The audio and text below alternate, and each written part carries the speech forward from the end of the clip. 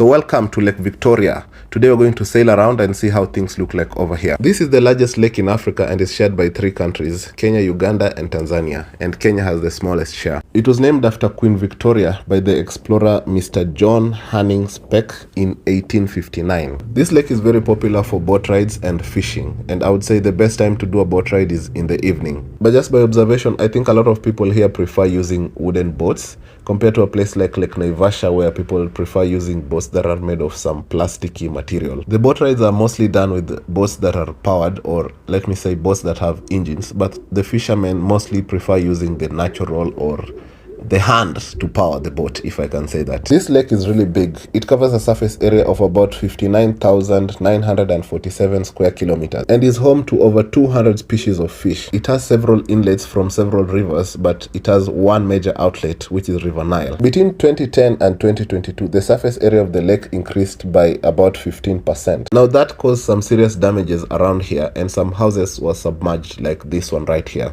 The communities around here experienced a lot of flooding and a lot of people had to move. There's different people who offer different boat rides, so depending on what package or how far you want to go, you have to pay for that, but you have to pay for the whole boat. But I think it would be cheaper if you come in as a group. The ride is really nice. The views are spectacular from here. Oh my god.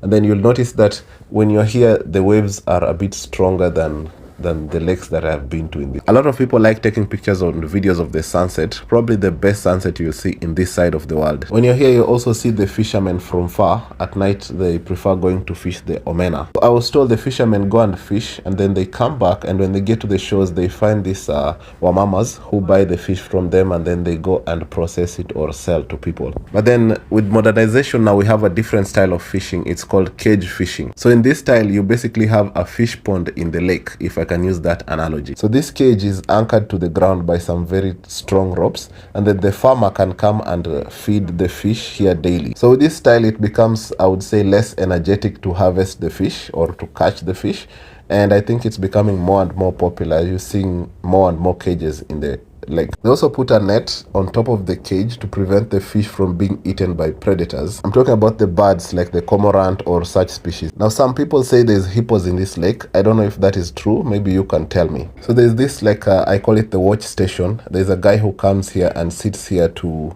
I don't know what work they do here, to observe whatever it is they observe. It floats and moves with the waves. There is no amount of money you'll pay me to do such a job, please. No. You'll also see traces of the water hyacinth. Now this used to be a very big problem in this lake. So I was told there was a machine that was brought and it managed to remove the hyacinth, and now things look very good. I think whoever brought that machine, anafaa kupigiwa kayamba.